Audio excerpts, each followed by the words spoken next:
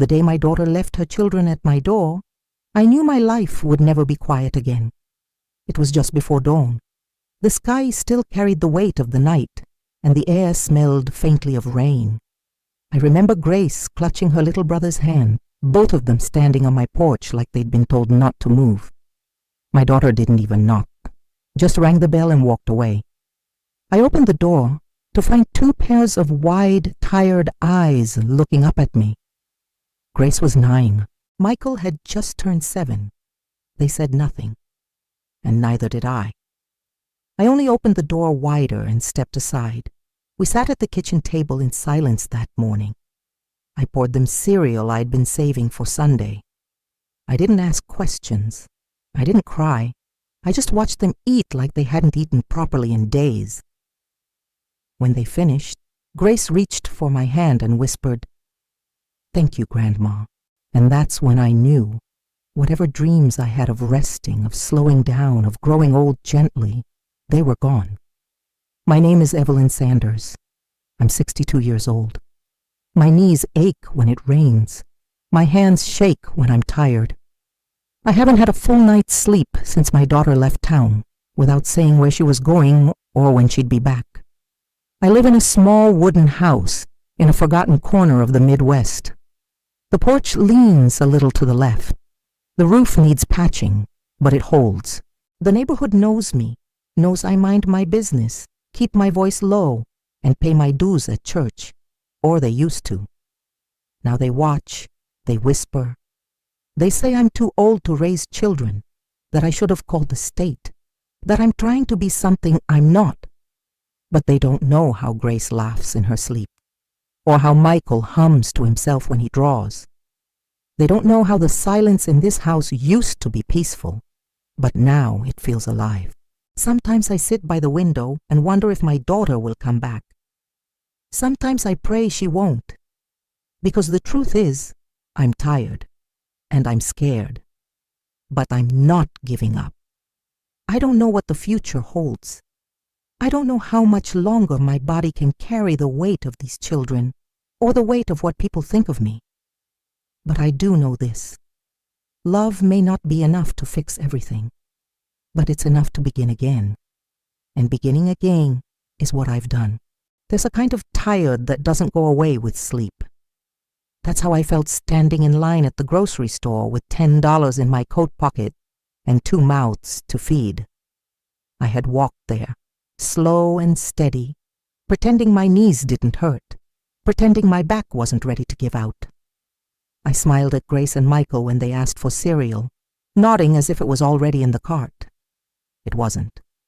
We bought rice, beans, a small carton of milk, and 3 bruised apples from the clearance bin. I counted each penny like it could change something.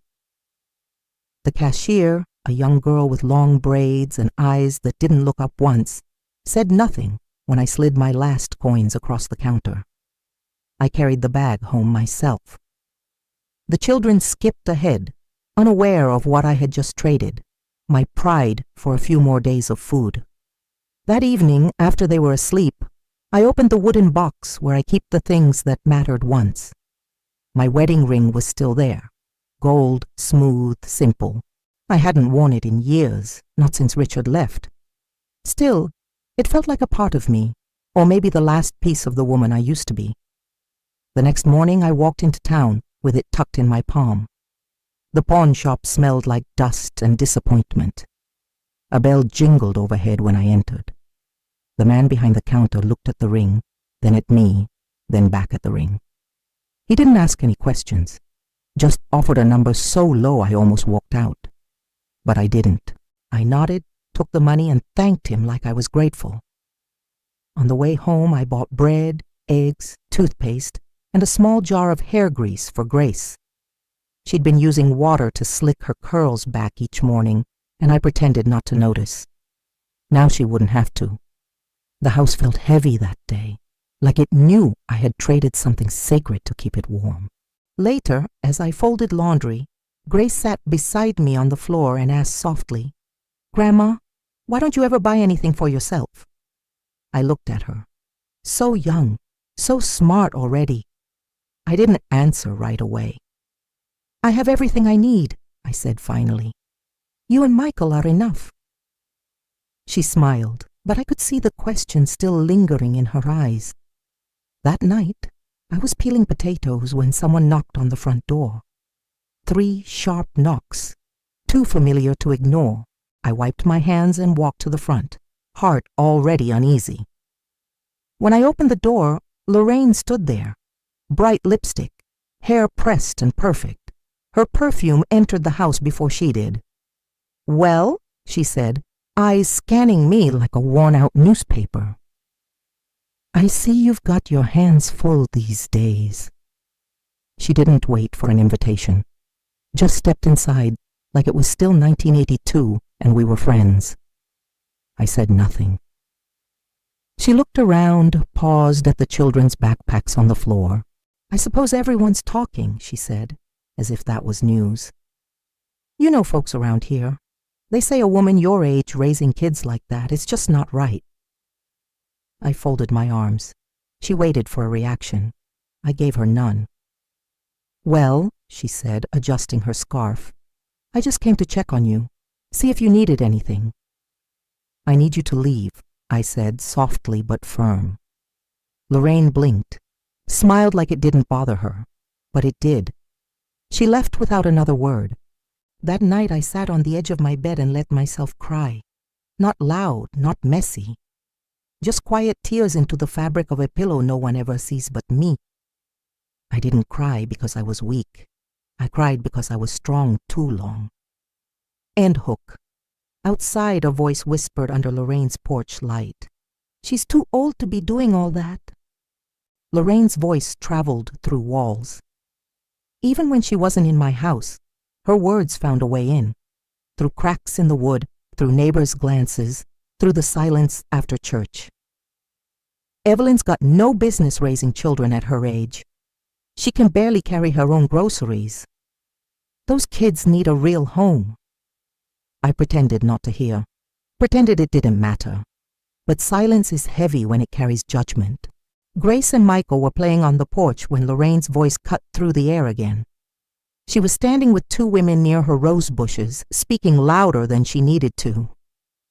"It's not fair to those children," she said, loud and clean.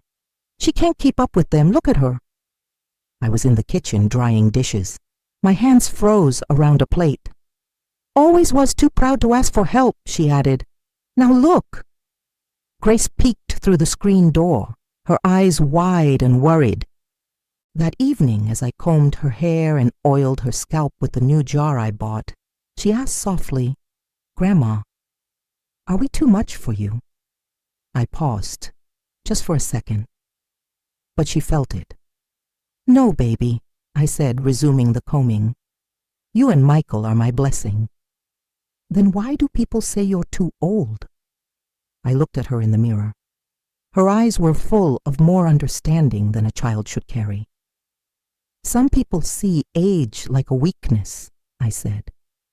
"They forget what it teaches you. They forget how strong it makes you." She nodded, but a piece of her innocence chipped away right there. After the children went to bed, I stepped out onto the porch. The air was cool and the night was still. I sat on the top step, watching moths flutter around the porch light, listening to the sound of my bones settling after a long day. Across the street, Lorraine's house glowed with company.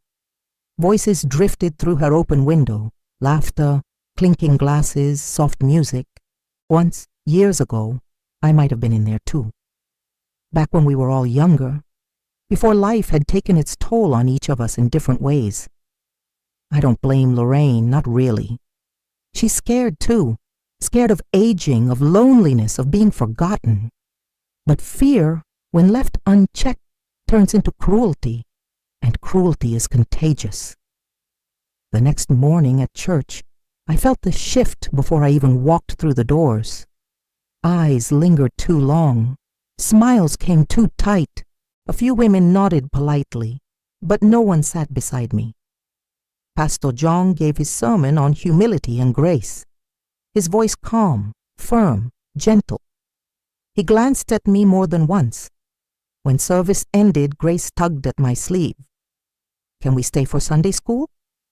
I nodded. She and Michael walked to the front with the other children, joining in on a song I hadn't heard in years.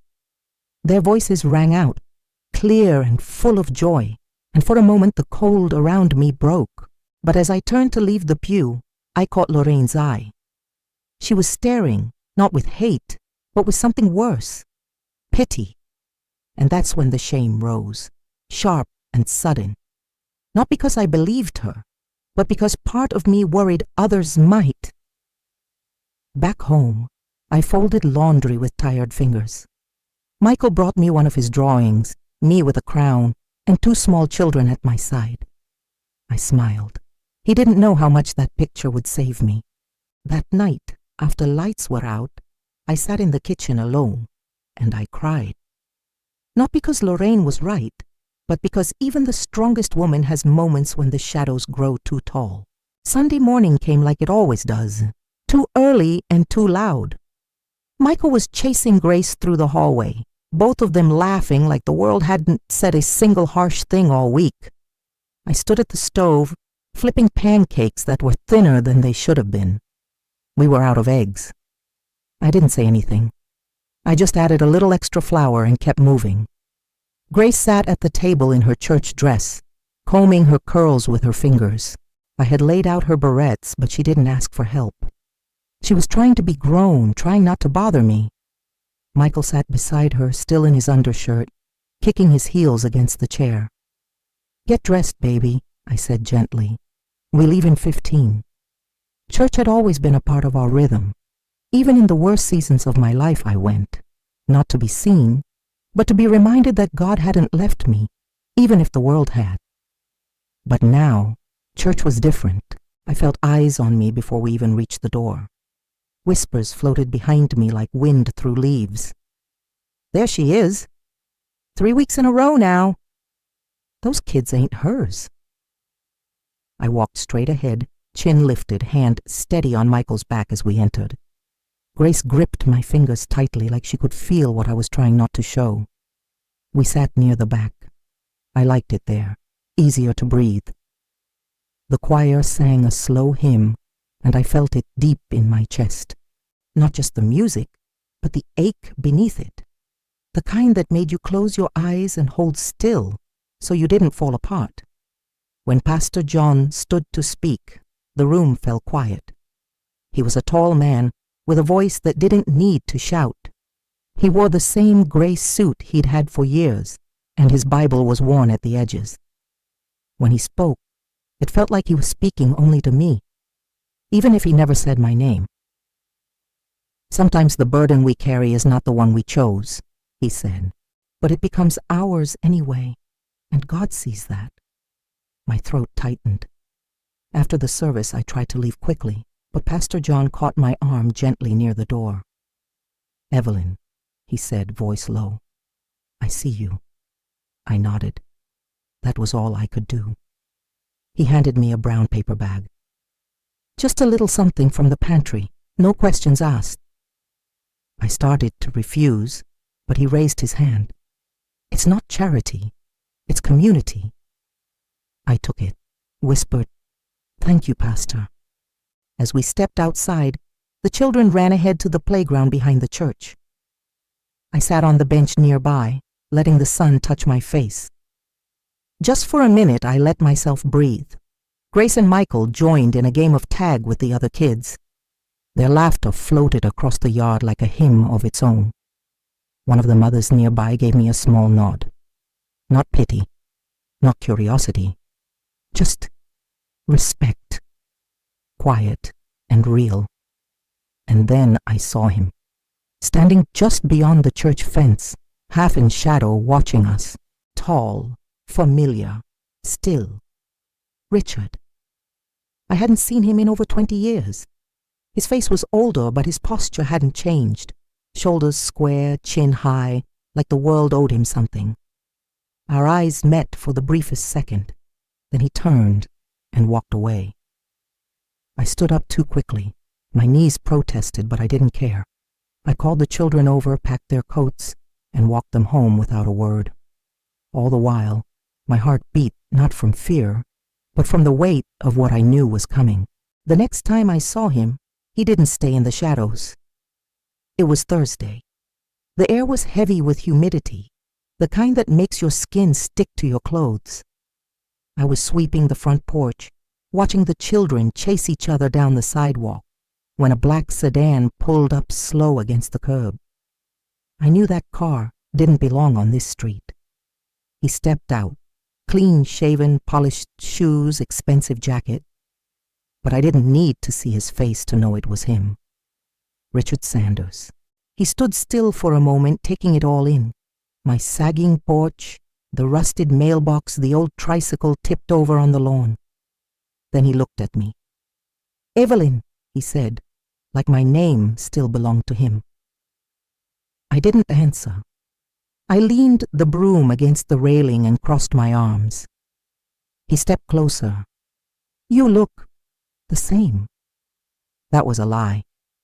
I looked tired, older, weathered, but not broken. "You're raising them?"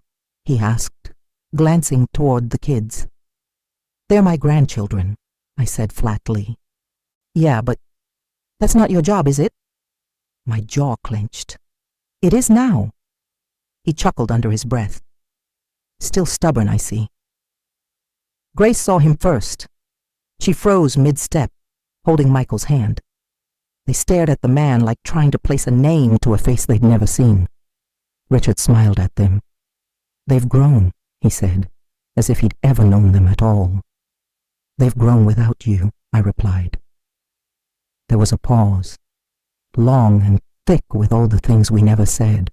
"I'm just here to help," he said finally. "You look like you could use it." I stepped down from the porch and stood between him and the children. "I don't want your help." He blinked. "I'm their grandfather." "You were never a father." That hit. I saw it in his eyes, but pride wouldn't let him show it. "I've changed, Evelyn," he said, lowering his voice. "You don't have to carry all this alone." I looked past him, toward the car that still rumbled quietly at the curb. Leather seats, AC humming, the life he chose when he left us behind. "I've carried it this far," I said. "I'll finish what I started." Michael had wandered up beside me, looking up at Richard curiously. "Who are you?" he asked. Richard smiled again, too easy. "I'm your granddad." Michael blinked. "Grandma never said we had one." Grace came forward, placing herself gently in front of her brother. Her voice was quiet but clear. "Is he staying?" "No," I said. Richard's smile faded just enough to reveal the man underneath. He took a step back, adjusting the cuffs on his shirt. "They deserve more than this, Evelyn," he said, motioning toward the house. "More than worn-down steps and second-hand lives." "They deserve truth," I said, "and love, and roots that don't run when things get hard." His face hardened, but he didn't argue. He turned, walked back to the car, and drove away without another word. I stood there a long time after he left, the sun pressing down on my shoulders, the weight of memory thick in my chest. Michael tugged at my hand. Was he telling the truth? "Yes," I said, "but that don't mean he belongs here." I started cleaning houses again the week after Richard showed up. It wasn't a choice I made lightly. I had stopped years ago, when my joints began to stiffen and stairs became enemies. But the bills don't ask how your bones feel. They just come. And children don't eat promises. The Johnsons still lived up on Maple Hill. A big house with too many windows, and a dog that barked at everything but its owners. Johnson opened the door with that polite smile white folks wear when they're proud of being nice. "You're still strong," she said, handing me the list. "Just like I remember." I smiled. Tight, thin. "Yes, ma'am." By lunchtime, my back ached and my knees felt like they were filled with sand. I moved slow but steady, scrubbing their tile floor with the same hands that once held newborns, stirred Sunday stews, and braided hair by candlelight during power outages. They paid me cash, $60. On the walk home, I bought bread, milk, toothpaste, and one small chocolate bar I told myself was for Grace, though I knew I'd break off a piece when no one was looking. I didn't say a word to the kids about the work, just told them dinner would be a little better tonight. Grace looked up from her homework. "You're limping again." "I'm fine," I said. "You weren't limping yesterday." "I'm fine," I repeated. She didn't believe me, but she let it go. That night, after dishes and baths and bedtime prayers, I sat alone in the kitchen and soaked my feet in warm water. I didn't cry, not because I wasn't hurting, but because if I started, I might not stop. I worked again 2 days later. A different house, different stairs, same pain. By the end of the week, I was hiding from my own body. Every movement was slower. My hands trembled when I gripped a pan. My left hip ached deep, like a warning I couldn't afford to heed. Still, I said nothing. Pride is a quiet thing. It doesn't shout, it swallows. On Saturday morning, I collapsed. It happened while I was pouring cereal. The spoon slipped, the bowl crashed, and then my knees buckled. I don't remember hitting the floor. I just remember Michael's scream, "Grandma!" When I opened my eyes, he was on his knees beside me, hands shaking as he touched my face. Grace hovered close behind, crying but trying to be brave. "Don't move," Grace said, her voice trembling. "I'll call Pastor John." "No," I said, barely above a whisper. "Don't call nobody." "But you fell." "I'm just tired." "You're not okay," Michael said, still holding my hand like it might break. I looked at them then, really looked, 2 little hearts beating fast in front of me, afraid, helpless, holding more worry than children should ever carry. I sat up slowly, every inch of my body protesting. "I'm okay," I said again, though it was half a lie. Grace stood, hands clenched at her sides. "We'll help you," she said, "from now on," and I knew she meant it. I woke to the smell of something burning. At first I thought it was a bad dream, but when I opened my eyes, sunlight was pouring through the blinds, and the sound of clanging pans echoed from the kitchen. "Michael, it's sticking! Stir it! Stir it!" "I'm trying. It's stuck to the bottom." I sat up slowly, my bones still sore from the fall. My body reminded me, with every small movement, that I had crossed a line the day before, but I smelled toast, burnt, and something like scrambled eggs, runny. I reached for my robe and made my way to the kitchen. There they were, Grace in her oversized hoodie, sleeves rolled up, and Michael standing on a stool, holding a wooden spoon with both hands like a soldier. The stove was a mess, flour on the counter, milk dripping from a measuring cup. The eggs were too soft, the toast too hard, but they were smiling. When Grace saw me, she froze. "We were going to bring it to your bed," she said quickly, wiping her hands on a towel. "But the eggs, they didn't behave." Michael grinned. "We made breakfast, so you don't have to." My throat tightened. "You two cooked?" Grace nodded proudly. "I followed a recipe from my reading book. I skipped the hard words." They had set the table. 2 glasses of water, mismatched plates, 1 flower from the yard in a jelly jar. I sat down without a word. Michael served me like a waiter, careful not to spill. "Be careful, the toast's got personality." The food was terrible, but I ate every bite, because love doesn't come seasoned or perfect. It just shows up, and sometimes that's more than enough. After we ate, I found a note on the fridge written in red crayon. "Don't do dishes today.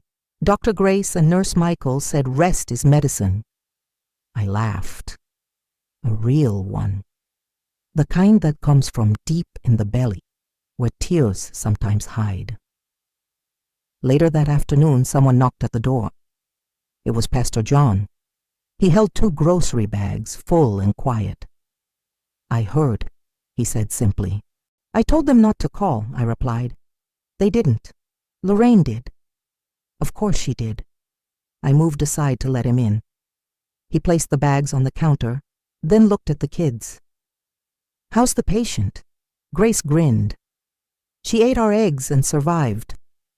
Michael added, "We're making soup next. We just need to figure out what goes in it." Pastor John chuckled, then turned to me. His voice softened. "You can't pour from an empty cup, Evelyn. You know that, right?" I nodded. "I keep trying anyway." "Let them help you," he said, "even if it's messy." That night, after the children were asleep, I made myself tea and stood by the window, looking out over the porch. It had been a hard week, but something had shifted, not in my body, but in my heart. Maybe I couldn't do it all. Maybe I didn't have to. Grace practiced her speech for days. She stood in the living room holding a pencil like a microphone, reading from a folded piece of paper with her name written in purple ink across the top. Each night, she read it a little louder, a little prouder. And each night I sat on the couch, smiling with my lips but holding back tears with my eyes. "I'm going to say it in front of the whole school," she told me. "I want them to know who raised me." I didn't know how to explain the knot I felt in my chest. Pride and fear don't always come in separate packages. The ceremony was held in the school gymnasium, folding chairs in straight lines, paper decorations on the walls, teachers running around with clipboards. Parents and neighbors packed the room, all dressed up like it was Sunday morning. I wore my best dress, the one with the soft sleeves and the faded flowers, and I pressed my hair back the way my mother used to. Michael sat beside me, swinging his feet under the chair. When Grace's name was called, I held my breath. She stepped up to the microphone, wearing the little cardigan I mended by hand, and smoothed out her paper. "My name is Grace Sanders," she began, her voice shaking just a little. "And today I want to thank the person who raised me, fed me, taught me, and loved me when I didn't know where my real mother had gone." People in the crowd shifted in their seats. She didn't ask for us, but she took us in. She didn't have much, but she gave us everything. And when people whispered that she was too old, too tired, too poor, she never said a word back. She just kept loving us. She paused. I could see her trying not to cry. "She's my grandmother, but to me, she's more than that. She's my mother. She's my home." There was a silence in the room that felt holy. And then a figure stood in the back of the room. Richard. He wore a sharp suit, clean shoes, a smile too wide. Some people turned to look. A few even clapped, confused, like he had something to do with the words Grace had just spoken. He started walking forward. Michael's grip tightened on my hand. Grace looked straight at him. She didn't flinch. And then she pointed, not to him, but to me. "She's the one who raised us," she said, voice strong now. "Not anyone else, not someone who showed up just to be seen." There it was. Truth. Clean. Unapologetic. Richard stopped mid-step. His face stiffened, just for a second, before he turned toward the wall and pretended to read a poster like he hadn't just been told to sit down without a word. The crowd didn't know what to do at first, but then someone clapped, then another, and another. Not for him, for her, for us, for what love looks like when it's done in silence and still shows up shining. Richard came back the next day, not to the house, but to the school. He brought store-bought cookies to Grace's class and introduced himself as their grandfather. He laughed loud, shook hands with teachers, offered to volunteer, like he belonged there. Grace came home that afternoon with her face tight and quiet. Michael, too. He didn't even touch the snack I left on the table. "What happened?" I asked. Grace shrugged. He was just there. He said he was proud of us, Michael muttered. But he doesn't even know us. I sat with them in silence. I didn't ask questions. I didn't feed the fire. But I felt it, that old ache in my chest, the one that comes when a storm is brewing and all you have is an umbrella with holes. That evening, Richard called. His voice was smooth as butter. "I'm just trying to reconnect," he said. "The kids deserve to know where they come from." "They know," I replied, voice flat. "You're being emotional, Evelyn. This isn't about you." "No," I said. "It's not. It's about them." He sighed like he was the one burdened. "Look, I'm not trying to take anything away from you, but I am their family too." "Family shows up when it matters," I said, "not when there's an audience." There was a long pause. Then he said, "They'll want answers someday. When that time comes, I'll be ready." And he hung up. The next week, he sent gifts, shoes, a tablet, expensive snacks they'd never asked for. Grace opened the box, stared at it, then pushed it aside. "He thinks he can buy us." Michael looked confused, torn between curiosity and guilt. "Can we keep the cookies?" he asked softly. "Yes," I said. "Cookies are neutral." We laughed a little until Sunday. That was the day Lorraine got loud again. She stood on her porch talking to two other women, sipping from a cup, like she didn't know her words carried across the street. "Maybe that man has a point," she said.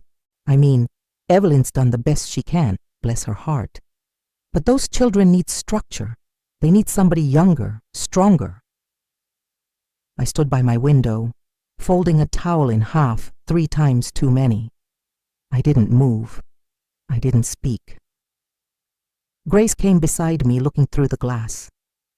"Why does she talk about us like we're not real?" "She talks to feel important," I said. "Some folks do that when they've got nothing solid in their own lives." Grace turned from the window and leaned against my arm. "We know who raised us." I didn't reply, but my eyes stung. That night after dinner, Michael drew a picture of our house. Crooked porch, hanging flower pot, sunlight coming through the windows, and 3 people standing in front holding hands. There's a kind of crying that don't make a sound.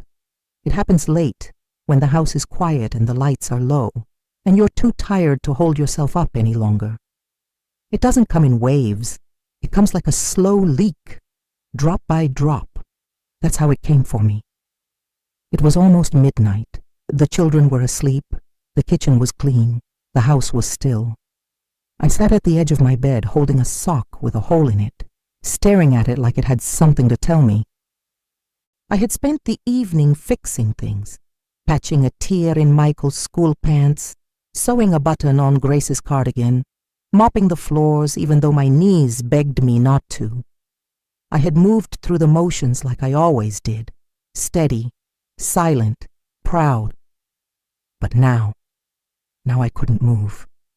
The weight had caught up to me, the bills, the whispers, the pain in my bones, the fear that I was failing them, that one day they'd see what the world saw, that I wasn't enough. And Richard, not just his presence, but what it meant, that people might believe him, that the story I had been writing in quiet, with sacrifice and patience, might be overwritten by someone who had just arrived in the final chapter. I held that sock like it was the last piece of strength I had, and I cried. No heaving, no noise, just tears sliding down, slow and steady, soaking into my nightgown.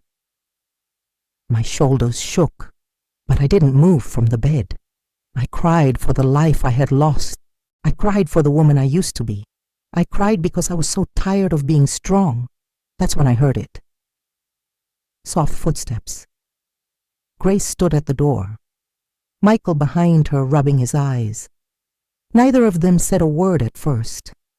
Then Grace walked over, climbed beside me, and leaned her head on my shoulder. Michael took the other side. "We heard you," she whispered. "It's okay." I tried to speak, but nothing came out. "You don't have to do everything," she said, her voice so small and so sure. "We're not going anywhere." Michael nodded, pressing his little hand into mine. "We're your kids. You said love is what makes a family." I closed my eyes, breathed them in, their warmth, their truth, their loyalty. No one teaches children how to carry their grandmother's pain. But somehow they did. Not with answers, but with presence. We stayed like that for a long time, just sitting, breathing, holding each other through the silence. Eventually I found my voice. "I'm sorry," I said. "For what?" Grace asked. "For not being stronger?" She sat up, looked me in the eye. "You don't need to be stronger, Grandma. You already did the hardest part. You stayed." The invitation was printed on glossy paper. Community School Recognition Ceremony, honoring students and their families. Grace's name was right there, second on the list. Special acknowledgement for leadership and character. She had earned it, not just with grades, but with the way she moved in the world, with quiet strength, with dignity. She asked me to come early. "They want families to stand with the students during the ceremony." I said yes, of course. I had already laid out my dress the night before. Ironed, clean, simple. I even polished my shoes. That morning, Michael helped me clip my earrings. Grace fixed my collar. "You look beautiful, Grandma," she said. "Like a queen." I smiled. "I don't need a crown to know who I am." We arrived just as the school gym started to fill. Folding chairs again, string lights hanging from the ceiling this time. A banner across the wall. "Thank you, families." I saw Lorraine near the back, arms crossed, her mouth tight. I saw the teachers who used to look at me with pity, now smiling politely. Pastor John was there too, nodding in that quiet way of his that says more than words. Then I saw him. Richard, front row, dressed sharp, holding a bouquet of white roses and a smile that didn't reach his eyes. He stood when he saw us. "There they are," he said loudly, "my family." The air in the room shifted. Grace stopped walking. I put my hand on her back, gentle but firm. "We're okay," I whispered. "Let's keep walking." But Richard didn't sit down. When Grace was called up, he stepped toward the front like he was part of the moment, like he belonged in the light. A teacher motioned for the families to come forward. Richard took another step. Then Grace turned around. "No," she said, steady and clear. "She stands with me." She walked past him and reached for my hand. I followed her to the front, heart thudding, knees unsure, but head held high. We stood together as the principal read a short speech about courage and consistency, about how some students are shaped not by circumstance, but by the love they receive when everything else falls away. Then the clapping started, slow, then louder, then rising. Applause that filled the room like a wave. Richard stood there, frozen, still holding those roses. Nobody asked him to move, but no one asked him to stay either. He walked out before the last name was called. I didn't watch him go. I was too busy holding Grace's hand, feeling Michael lean into my side, and hearing someone from the audience say quietly, "That's a real mother." I used to believe silence was safety, that if I kept my voice low, my head down, and my pain tucked neatly behind closed doors, the world would leave me be. But life doesn't work like that. It presses on the places you think are hidden. It finds the cracks. And if you don't speak, it speaks for you, through gossip, through assumptions, through the hands of people who weren't there when the hard parts came. For a long time, I let others tell my story. I let their whispers fill the space where my truth should have been. Too old, too tired, too late. But now I see it different. The story wasn't mine alone. It was ours. It was Grace's small voice reading her speech in front of strangers. Michael's hand in mine after a fall I didn't want them to see. A drawing on the fridge, a burnt breakfast, a sock sewn back together by a child who didn't want to let go. Love doesn't always roar. Sometimes it hums quietly in a grandmother's kitchen. It walks to the store on tired feet. It gives up comfort for the sake of two young hearts who needed a home. I didn't raise them to be grateful. I raised them to be whole. And somehow, in that process, they gave me back pieces of myself I thought I had lost. My daughter hasn't returned, and maybe she never will. Richard is gone again, maybe for good this time. Lorraine still stands on her porch, pretending not to look in my direction. But none of that matters anymore. Because when Grace said, "She's my mother," and Michael whispered, "Now everybody knows," something in me broke open and bloomed. I still ache, I still worry, I still get tired, but I'm not silent anymore. I don't need to shout, I just need to stand, and I've done that, for them, for me, for every woman who was told her time had passed, and loved anyway.